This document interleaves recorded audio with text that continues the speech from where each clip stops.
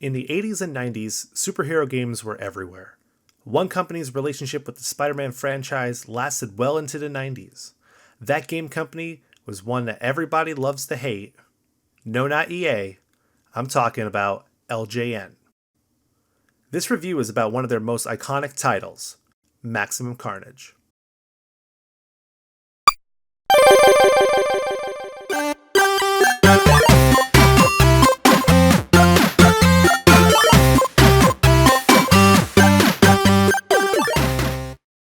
Welcome everybody to Yeager's Retro Review, where I review a video game in 3 minutes or less.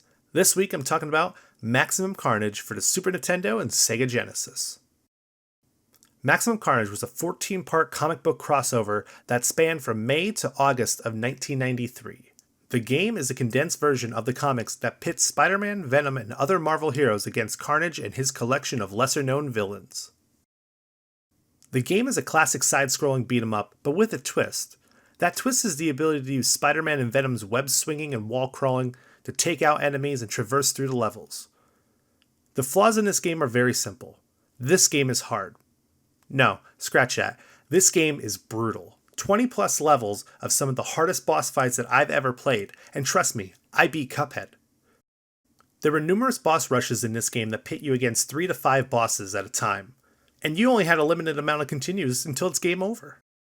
You do get help from hero icons that you pick up in certain locations in the game. These allow you to call in Marvel heroes to take out bosses or enemies throughout the levels.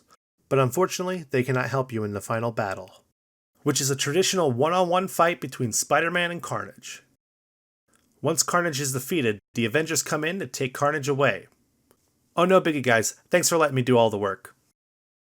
Maximum Carnage for the Super Nintendo and Sega Genesis get 2.5, I don't feel so good Mr. Starks out of 5. That's it for this episode of Yeager's Retro Review. Don't forget to follow A Cast of the Past on all podcast streaming services. And stay up to date with A Cast of the Past on Facebook, Twitter, and Instagram.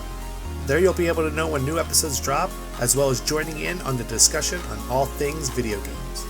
And until next time, we'll see you in the future.